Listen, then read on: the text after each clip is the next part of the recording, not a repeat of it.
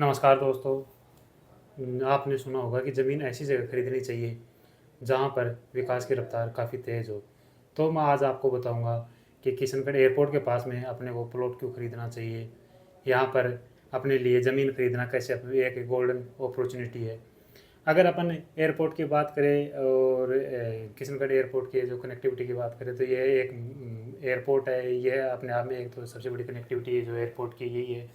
दूसरी बात है, यहाँ से अगर अपन जयपुर की दूरी देखते हैं तो जयपुर की दूरी मात्र 90 से 100 किलोमीटर के बीच में यहाँ से जयपुर की दूरी रह जाती है।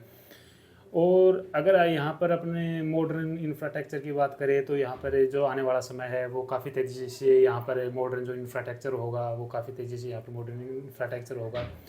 साथ में अगर अपन एग्जांपल के तौर पे देखते हैं जैसे कि जो एयरपोर्ट के जो एरिया होता है, एयरपोर्ट के एरिया में क्या क्या ग्रोथ आती है, कैसे कितना समय लगता है यहाँ डेवलपमेंट होने में, तो अपन जयपुर का या दूसरा अपन गुड़गांव दिल्ली का उदाहरण ले सकते हैं।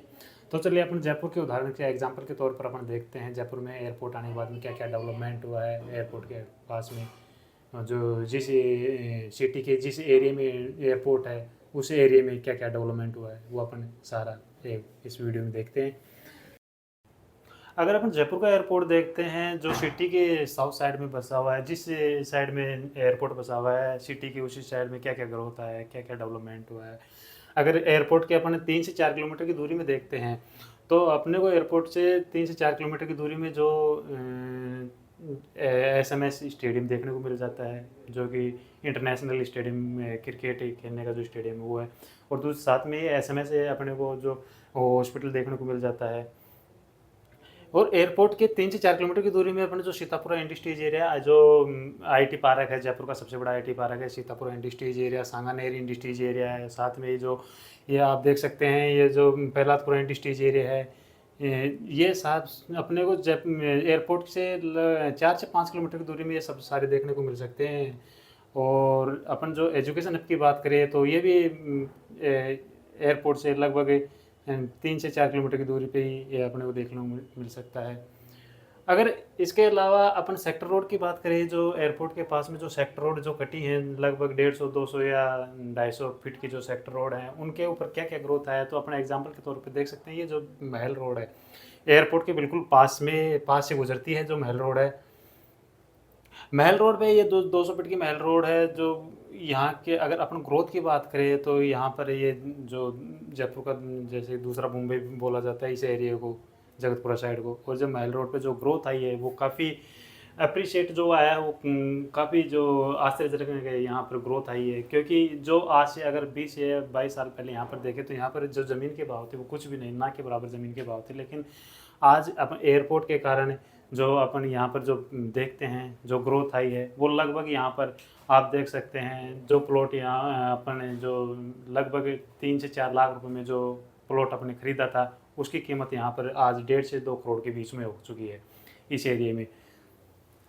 और साथ ही अगर अपने इसके अलावा अपने जो IT सेक्टर की बात करें तो यहाँ पर जो IT सेक्टर है वो भी एयरपोर्ट के बिल्कुल पास में बसाया गया है। और ये आप देख सकते हैं एयरपोर्ट के कारण जो एयरपोर्ट के जो आसपास में एरिया हैं जैसे अपन प्रताप नगर में देखते हैं या फिर अपन जगतपुरा में देखते हैं या फिर अपन जो सांगानेर में देखते हैं तो यहाँ प्रॉपर्टी में जो लगभग 20-22 साल पहले जो प्रॉपर्टी अपन 3 से 4 लाख रुपए में आराम से मिल जाती थी वही आज यहाँ पर 1.5 से 2 करोड़ रुपए की प्रॉपर्टी हो चुकी है।